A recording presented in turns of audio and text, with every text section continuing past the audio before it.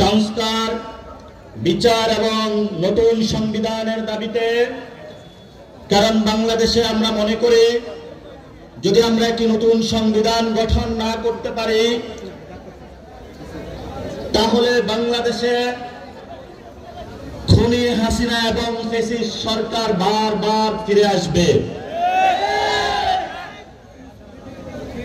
আমরা মুক্তিযুদ্ধ যে হয়েছিল আমাদের, সেখানে যে তিনটি শব্দ ছিল সাম্য, মানবিক মর্যাদা এবং ন্যায় বিচার,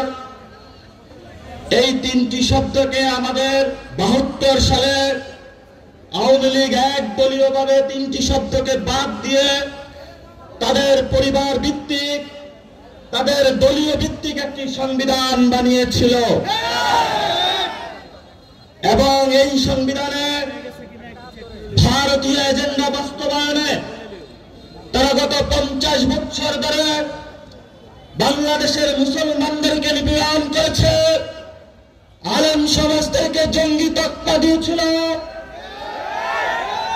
আমাদের নারীদের উপর অত্যাচার যারা চালিয়েছে তারা, আমাদের পাহাড়ি ভাইদের উপর অত্যাচার চালিয়েছিল, বাঙালি জাতীয়তাবাদের মধ্য দিয়ে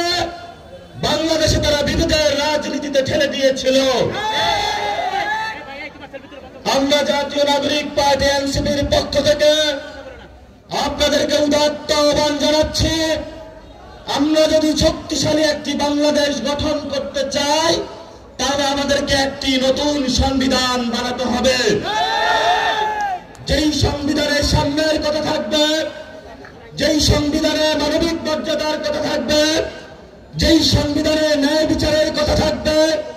যেই সংবিধানে আপনার সন্তানের ভবিষ্যৎ নির্ধারণ থাকবে, যেই সংবিধানে আমাদের অধিকারের কথা থাকবে, যেই সংবিধানে আলেম সমাজের অধিকার থাকবে। আমাদের অসংখ্য ভাইকে শহীদ করা হয়েছে, তারা বিডিআর হত্যাকাণ্ড ঘটিয়েছিল, তারা শাপলার ম্যাসাকার ঘটিয়েছিল, তারা বিএনপির অসংখ্য নেতাকর্মীর হত্যাকাণ্ড তারা ঘটিয়েছিল, জামাতের অসংখ্য নেতাকর্মীকে তারা গুম করেছিল। এই সকল হত্যাকাণ্ডের আমরা বিচার চাই। আমরা সকল দল, বিএনপি জামাত থেকে শুরু করে যারা বিভিন্ন সময় কোনো দল করে নাই,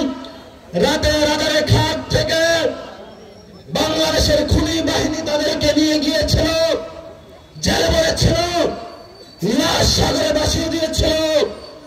আমরা তাদের বাংলার মাটিতে বিচার করবই